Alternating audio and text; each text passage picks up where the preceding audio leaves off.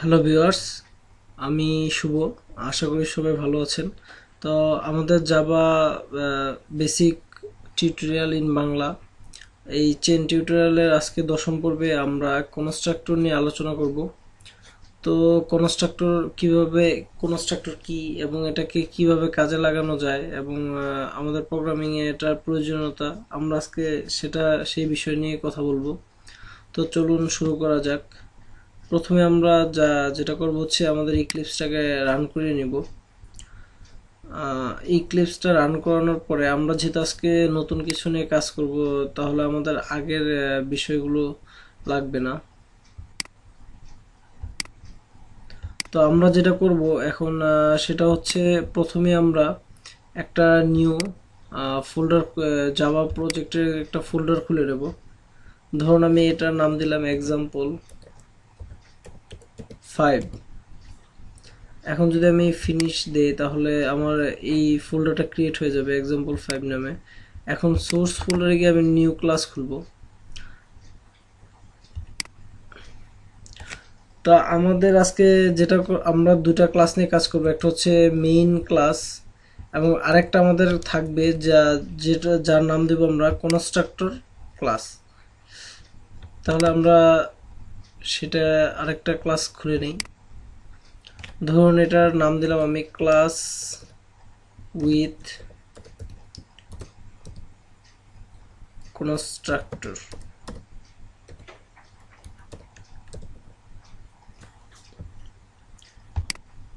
তাহলে আমার দেখুন দুইটা ক্লাস হয়ে গেছে অলরেডি, যে একটা হচ্ছে মেইন ক্লাস আর একটা হচ্ছে ক্লাস উইথ কনস্ট্রাক্টর। তো আমরা মেইন ক্লাসে যেটা করবো হচ্ছে আমাদের মেইন মেথডটা থাকবে এবং ক্লাস উইথ কনস্ট্রাক্টরে একটা কনস্ট্রাক্টর সহ আমাদের ক্লাস তৈরি করতে হবে। আসলে কনস্ট্রাক্টর বিষয়টা কিছুই না, এটা আমরা প্রথম থেকে আমরা ইউজ করে আসছি, কিন্তু আমরা জানতাম না যে এটা কনস্ট্রাক্টর। তো কনস্ট্রাক্টর কিভাবে ডিক্লেয়ার করতে হয় বা কিভাবে লিখতে হয় সেটা যদি আপনাদের আমি দেখিয়ে দিই তাহলে আপনাদের আরো জিনিসটা ক্লিয়ার হয়ে যাবে। দেখুন আমাদের যে ক্লাসটা আছে, আমরা যদি ওই ক্লাসেরই একটা কনস্ট্রাক্টর ইউজ করতে চাই তাহলে ওই ক্লাসের যে নামটা থাকবে ওই একই নামে আমাদেরকে ওই ক্লাসের কনস্ট্রাক্টর তৈরি করতে হবে। মানে ক্লাসের নাম দিয়ে যদি আমরা কোনো মেথড খুলি সেটাকে বলা হবে কনস্ট্রাক্টর। কনস্ট্রাক্টরকে বলা হয় একটা বিশেষ ধরনের মেথড, মানে হুবহু ক্লাসের নামের একটা মেথডকে আমরা বলি কনস্ট্রাক্টর। এবং আরেকটা জিনিস খেয়াল রাখতে হবে, কনস্ট্রাক্টরে আমরা কখনোই কোনো ধরনের রিটার্ন ভ্যালু কিছু পাঠাতে পারবো না। কনস্ট্রাক্টরের কাজ হচ্ছে আমরা যখন প্রোগ্রামিং করি আমাদের যে ফিল্ডগুলো থাকে, যে ভেরিয়েবলগুলো আমরা গ্লোবালি আমরা অ্যাসাইন করি বা যেটাকে বলে যে ক্লাস স্কোপের ভিতরে যেসব ভেরিয়েবল রাখা হয় তাদেরকে ইনিশিয়ালাইজ করাই হচ্ছে কনস্ট্রাক্টরের কাজ। তাহলে আমরা এটা কপি করে নিচ্ছি। এখন আমরা যেটা করব হচ্ছে আমরা একটা কনস্ট্রাক্টর ক্রিয়েট করব। তাহলে আমরা এটা এই নামটাই পেস্ট করে, দেখুন আমরা একটা মেথডের মতো লিখছি। এখন যদি আমি সেকেন্ড ব্র্যাকেট দিয়ে শুরু করি তাহলে কিন্তু আমার দেখুন এইটা একটা আমার কনস্ট্রাক্টর হিসেবে কাজ করলো। এটাতে যদি ধরি দেখুন এখানে লেখা আছে class with constructor dot class with constructor. এই কনস্ট্রাক্টরের মধ্যে আমরা একটা কাজ করতে পারি, এখানে আমরা আর্গুমেন্ট হিসেবে ভ্যালু পাস করতে পারি। এটা আমরা একটু পরেই দেখব। ক্লাস উইথ কনস্ট্রাক্টরের ভিতরে যদি আমি রিটার্ন টাইপ দিতে চাই, দেখুন রিটার্ন যদি কিছু দিতে চাই তাহলে কিন্তু আমার এরর দেখাচ্ছে, কারণ রিটার্ন টাইপ কিছু করতে পারবে না, থাকতে পারবে না। বা এখানে যদি আমি লিখি, ধরুন ইন্ট লিখলাম ইন্ট টাইপের, তাহলে কিন্তু হচ্ছে না, কারণ আমার এটা একটা কনস্ট্রাক্টরে কোনো টাইপ হবে না। এটা ভয়েড টাইপ আপনি করতে পারবেন না, কারণ এটা হচ্ছে একটা ক্লাস টাইপের। এই কনস্ট্রাক্টরের মাধ্যমে আমরা যেটা করব হচ্ছে আমাদের যে ভেরিয়েবলগুলো থাকবে ক্লাস স্কোপের মধ্যে বা গ্লোবালি তাকে ইনিশিয়ালাইজ করাই হচ্ছে কনস্ট্রাক্টরের কাজ। তাহলে আমরা যদি এর আগের আমরা যখন ফার্স্ট ক্লাস এবং অবজেক্ট নিয়ে কাজ করেছিলাম আপনাদের একটা প্রোগ্রাম দেখেছিলাম অ্যাড এবং সাব, একটা ক্যালকুলেটর প্রোগ্রাম তৈরি করে। তো এখানে দেখুন আমরা যেটা করেছিলাম, আমরা দুই ধরনের দুটা ক্লাস নিয়েছিলাম, অ্যাড এবং সাব, এবং সেই অ্যাড ক্লাস এবং সাব ক্লাসের অবজেক্ট তৈরি করেছিলাম। একটা নাম দিয়েছিলাম ফার্স্ট অবজেক্ট এবং একটা নাম দিয়েছিলাম কি সেকেন্ড অবজেক্ট। তো আমি আপনাদের প্রথমে বলেছি যে আমরা প্রথম থেকেই কিন্তু কি কনস্ট্রাক্টর ইউজ করে আসছি, কিন্তু আমরা যেটা কি জানি না বা হয়তো বা বলা হয়নি, সেজন্য আমরা কখনো কি খেয়ালও করিনি। তো দেখুন এখানে কি অ্যাড একটা টাইপ, আমরা আপনাদের এগুলো প্রথম থেকে বলে আসছি যে অ্যাড একটা ক্লাস টাইপ এবং যার ভেরিয়েবল বা যেটাকে আমরা বলি অবজেক্ট, তার নাম হচ্ছে কি ফার্স্ট অবজেক্ট। এবং আমরা জানি যে এই নিউ কিওয়ার্ডটির মাধ্যমে আমরা কি করি, একটা অবজেক্ট ক্রিয়েট করি। এখন কথা হচ্ছে এই যে আপনারা দেখুন এখানে অ্যাড নামের একটা মেথডের মতো আছে, আসলে এটা একটা মেথড না, এটাই হচ্ছে একটা কনস্ট্রাক্টর। এটা কেন কনস্ট্রাক্টর, দেখুন আমার অ্যাড ক্লাসে যদি আমরা কখনো কনস্ট্রাক্টর লিখতে যাই তাহলে আমাদের কি হবে, এরকম লিখা লাগবে, তাই তো। তাহলে এরকম একটা অ্যাড ক্লাস, দেখুন অ্যাডের একটা কনস্ট্রাক্টরটা দেখতে কেমন, ঠিক এরকম। তাহলে আমাদের এই ক্যালকুলেটরে গিয়ে দেখুন অ্যাড একটা কি, এটা একটা কনস্ট্রাক্টর। মানে আসল কথা হচ্ছে আমরা এতদিন যা করেছি যে একটা নিউ কনস্ট্রাক্টরের মাধ্যমে কি করেছি, এই অ্যাড ক্লাসের একটা অবজেক্ট তৈরি করেছি যার নাম ফার্স্ট অবজেক্ট। এখন আমাদের কথা হচ্ছে তাহলে তো আমরা কনস্ট্রাক্টর ইউজ করেছি ঠিক আছে, কিন্তু আমরা তো এখানে কখনো কনস্ট্রাক্টর ব্যবহার করিনি। এর কারণ হচ্ছে যদি আপনি কনস্ট্রাক্টর ইউজ না করেন তাহলে বাই ডিফল্ট জাভা একটা ডিফল্ট কনস্ট্রাক্টর নিয়ে নেয়, অর্থাৎ হচ্ছে আপনার যেসব ভেরিয়েবলগুলো প্রয়োজন রয়েছে সেগুলো সে কি কনস্ট্রাক্টরের মাধ্যমে নিয়ে নেয়, আপনাকে আর কষ্ট করে কনস্ট্রাক্টর ডিক্লেয়ার করা লাগে না। কিন্তু কনস্ট্রাক্টরের মাধ্যমে আমরা অনেক কিছু করতে পারি বা করব, যেটা আমরা সামনেই দেখব। তো আমরা এখানে আজকে অ্যাডের একটা বিষয় দেখাবো খুব সিম্পল ভাবে। যদি আমরা এখানে ইন টাইপের দুটো ভেরিয়েবল নিই, এ আর বি, সরি ধরুন যে ডাবল টাইপের একটা ভেরিয়েবল নিলাম, ডাবল এ, এবং আরেকটা স্ট্রিং টাইপের আমি নিয়ে নিলাম যার নাম হচ্ছে বি। তাহলে দেখুন আমরা এখানে কিন্তু দুটা গ্লোবালি দুটা ডাটা টাইপ এবং দুটা ভেরিয়েবল তৈরি হয়ে গেছে, একটা হচ্ছে ডাবল টাইপের এবং একটা হচ্ছে স্ট্রিং টাইপের বি। এখন ক্লাস উইথ কনস্ট্রাক্টরের মধ্যে আমরা কি করতে পারি, যে আর্গুমেন্ট হিসেবে এই মানগুলোকে পাস করাতে পারি। কিভাবে দেখুন, যদি আমি এখানে একটা ডাবল টাইপ নিই, এখানে আপনি যে কোনো কিছুই দিতে পারেন, ধরুন আমি দিলাম নাম এবং কমা দিয়ে আরেকটা লিখলাম স্ট্রিং টাইপ যেটার নাম দিলাম নেম। তাহলে দেখুন কি হয়েছে যে এখানে দুটা আর্গুমেন্ট, আমরা দুটো প্যারামিটারে দুটো আর্গুমেন্ট পাস করেছি। তো এখন এটা কি ডাবল টাইপ এবং আরেকটা হচ্ছে কি স্ট্রিং টাইপ। তাহলে আমরা কি বলেছিলাম, যে এই যে গ্লোবালি আমাদের যে ভেরিয়েবলগুলো আছে এগুলো কি ইনিশিয়ালাইজ করাই কার কাজ, এই কনস্ট্রাক্টরের কাজ। তাহলে এখন আমরা যদি ইনিশিয়ালাইজ করতে চাই তাহলে আমরা যদি লিখি নাম ইকুয়াল এ, তাহলে কিন্তু দেখুন আমাদের একটা ইনিশিয়ালাইজ হয়ে গেছে। এবং আরেকটা যদি লিখি নেম ইকুয়াল বি, এটা আর কিছুই করছি না, আমি শুধু ইনিশিয়ালাইজ করে দিচ্ছি। মানে এখানে যে ডাবল এবং স্ট্রিং নামে যে দুটো ভেরিয়েবল ছিল আমরা সেটাকে কি করলাম, যে একটা কনস্ট্রাক্টরের মাধ্যমে ইনিশিয়ালাইজ করে দিলাম। আপনি কিন্তু এখানে আর্গুমেন্ট হিসেবে মান পাস নাও করতে পারেন, কিন্তু আমি একটু পরে দেখাবো যে আর্গুমেন্টটা ইউজ করার সুবিধাটা কি। তাহলে এখন আমাদের যেটা করতে হবে যে আমরা একটা মেথড ক্রিয়েট করব, যে মেথডের নাম হবে কি অ্যাড মেথড। তাহলে এটা সে কেমন, ধরুন যে ভয়েড টাইপের আমরা একটা নিলাম,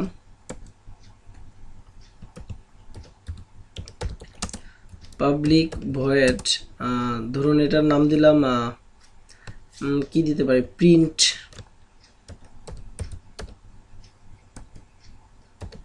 প্রিন্ট নামের আমরা কি করলাম, যে একটা মেথড খুললাম, বা আমরা এখানে প্রিন্ট না ইউজ করে ডিসপ্লে ইউজ করতে পারি, এটা দেখতে আর একটু ভালো লাগছে। যে পাবলিক ভয়েড ডিসপ্লে, এখন সে ডিসপ্লে করবে। ধরুন এখানে সে কি ডিসপ্লে করতে চাচ্ছে, আমরা যেহেতু একটা ডাবল এবং একটা স্ট্রিং টাইপের নাম নিয়েছি, তাহলে আমরা কিছু প্রিন্ট করি, system dot out dot print line. তা এখানে সে কি করলো যে কিছু একটা প্রিন্ট করবে, এবং সে কি প্রিন্ট করবে, প্রথমে আমরা যেটা করব যে আমাদের নেমটা নিব, যে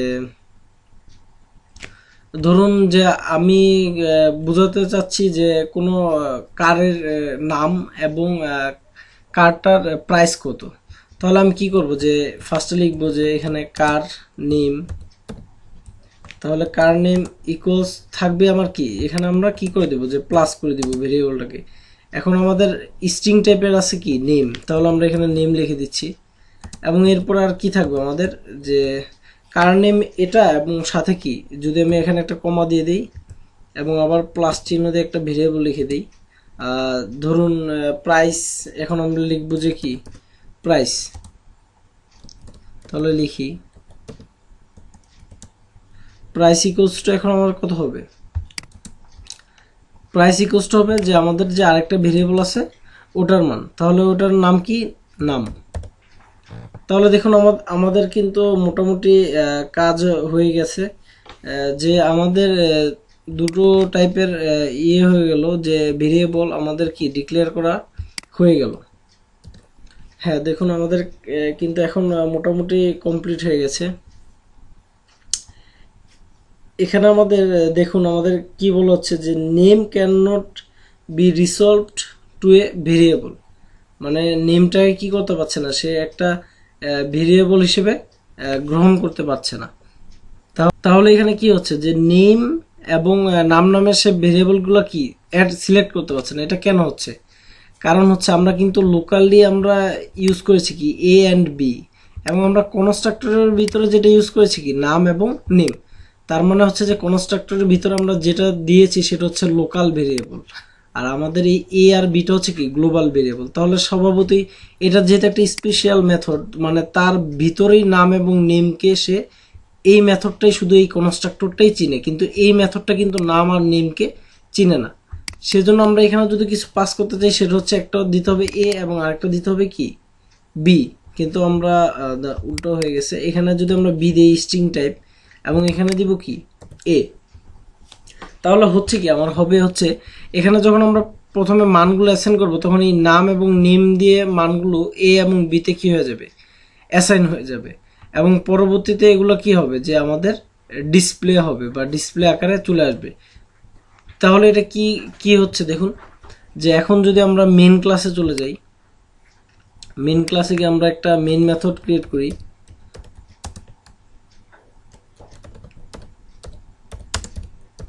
পাবলিক স্ট্যাটিক ভয়েড মেন, এবং আমরা একটা আর্গুমেন্ট হিসেবে কি পাস করব স্ট্রিং আর্কস, হ্যাঁ তার ব্রেকেট দেওয়ার পর আমাদের সেকেন্ড ব্রেকেট শুরু এবং এটা ক্লোজ হয়ে গেল।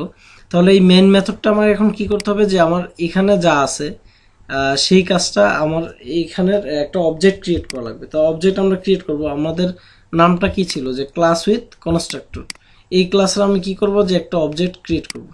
তাহলে চলুন করা যাক যে আমরা বি দিয়ে ক্লাস উইথ কনস্ট্রাক্টর নিলাম এবং দিলাম যে সি, তাহলে নিউ আমার কি হবে নিউ ক্লাস উইথ কনস্ট্রাক্টর। এখন যদি ফার্স্ট ব্র্যাকেট দিয়ে আমরা সেমিকোলন ক্লোজ করি, দেখুন আমার কিন্তু হচ্ছে না।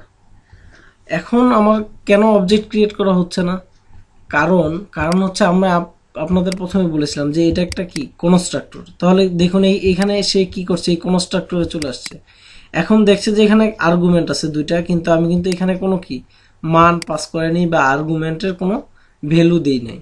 যদি আমি এখানে কি ডাবল টাইপের নাম এবং স্ট্রিং টাইপের নেম দিয়ে দিই, ধরুন ডাবল টাইপের নাম্বার দিলাম হচ্ছে আমি 3200, আর স্ট্রিং টাইপের একটা মান দিয়ে দিলাম হচ্ছে যে আপনার ধরুন কি দিতে পারি বুগাটি দিয়ে দিলাম, তাহলে কি হয়ে গেল দেখুন আমাদের কিন্তু এখন অবজেক্টটা ক্রিয়েট হয়ে গেছে। কারণ কি সে দুটো আর্গুমেন্ট পেয়েছে এবং সেই দুটো আর্গুমেন্ট কি এই কনস্ট্রাক্টরের সাথে মিলে যাচ্ছে।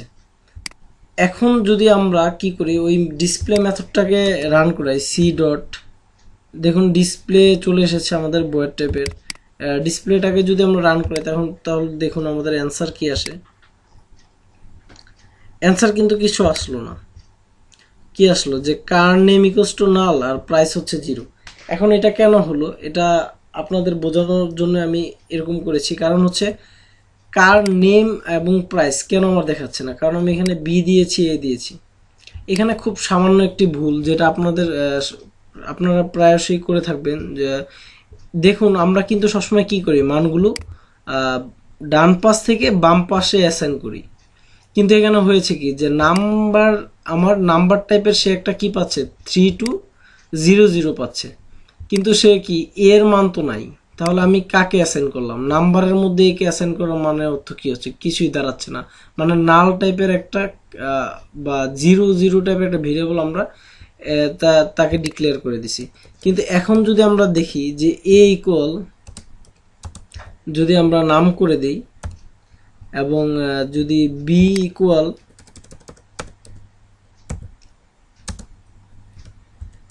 নেম করে দেই, তাহলে দেখুন আমাদের এখন কি হবে। যদি আমরা মেইন ক্লাসে গিয়ে প্রোগ্রামটা রান করি, হ্যাঁ দেখুন আমাদের কি দেখাচ্ছে, যে কার নেম বুগাটি এবং প্রাইস হচ্ছে কত, 3200। আসলে এত 3200 টাকা দিয়ে যদি বুগাটি পাওয়া যেত তাহলে আসলে খুবই ভালো হতো। ধরুন আমরা আরো 00 গুলো বাড়িয়ে দিলাম, এখন রান করলে ঠিক একই সেম হবে। তো আমি আপনাদের বর্ণনা করে দিই যে জিনিসটা আসলে কি হয়েছে। তো এখানে আমরা প্রথমে কি করলাম, যে একটা ক্লাস নিয়েছি, যে ক্লাসের একটা অবজেক্ট ক্রিয়েট করলাম সি। এখন সি টাইপের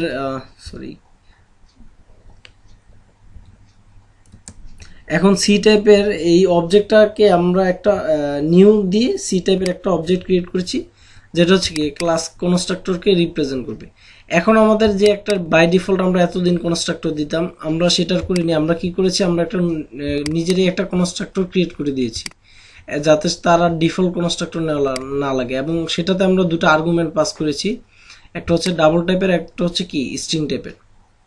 যার ফলে আমাদের কি হচ্ছে, যে আমরা যখন কনস্ট্রাক্টরটা লিখছি তখন কিন্তু আমাদের এই সাথে সাথে দুটো আর্গুমেন্টেরও মান দিয়ে দেওয়া লাগছে।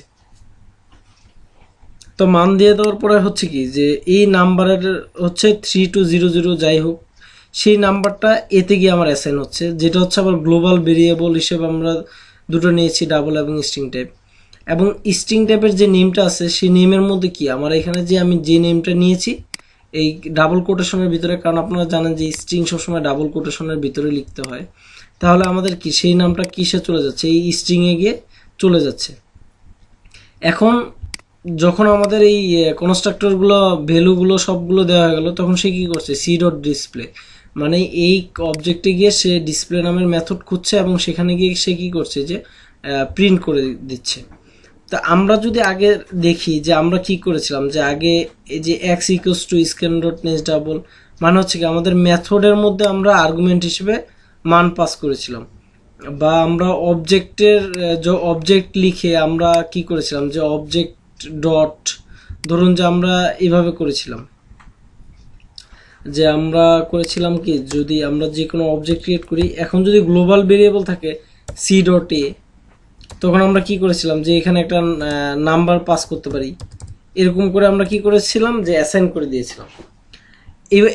এই অ্যাসাইনটা কিন্তু এখন আর করা লাগছে না, কারণ কি আমার কনস্ট্রাক্টর চলে এসেছে। এখন যদি আমি প্রোগ্রামটা রান করি, তাহলে আপনাদের কি মনে হয় কোনটা ডিসপ্লে করতে পারে? তখন কিন্তু এই যে 2500 ডিসপ্লে করবে, এটা ডিসপ্লে করবে না।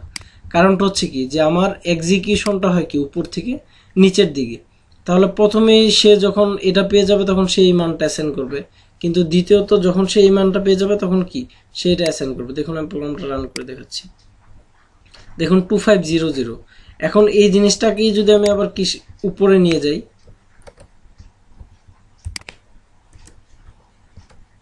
তাহলে কিন্তু কি হচ্ছে, যে এখন তো হবেই না। কারণ হচ্ছে কি আপনার অবজেক্টটা পরে ক্রিয়েট হয়েছে এবং অবজেক্টটাকে আমি আগে ইনিশিয়ালাইজ করে দিচ্ছি, তাহলে এটা আমার বাদ চলে গেল।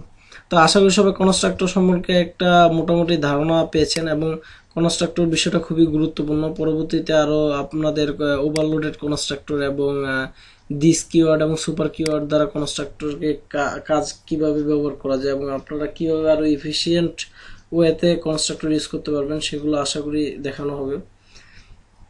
তো এইভাবে আমরা কনস্ট্রাক্টর ক্রিয়েট করার মাধ্যমে আমাদের গ্লোবাল ভেরিয়েবলগুলোকে ইনিশিয়ালাইজ করে দিতে পারি, এবং এর ফলে আমাদের সুবিধা হচ্ছে যে আমাদের বারবার অবজেক্টকে কল করার মাধ্যমে ইনিশিয়ালাইজ করা লাগছে না। অবজেক্টের মাধ্যমে আর কি আমরা ইনিশিয়ালাইজ না করে সরাসরি ইনিশিয়ালাইজ করে দিতে পারছি, এবং এভাবে আমরা কনস্ট্রাক্টর ক্রিয়েট করব এবং কনস্ট্রাক্টরের মাধ্যমে ভ্যালু এবং মান পাস করতে পারি। তো আজ এই পর্যন্তই। নেক্সট টিউটোরিয়ালে আবার সব আশা করি আরো ভালো কিছু নিয়ে হাজির হব। সে পর্যন্ত ভালো থাকবেন। আল্লাহ হাফেজ।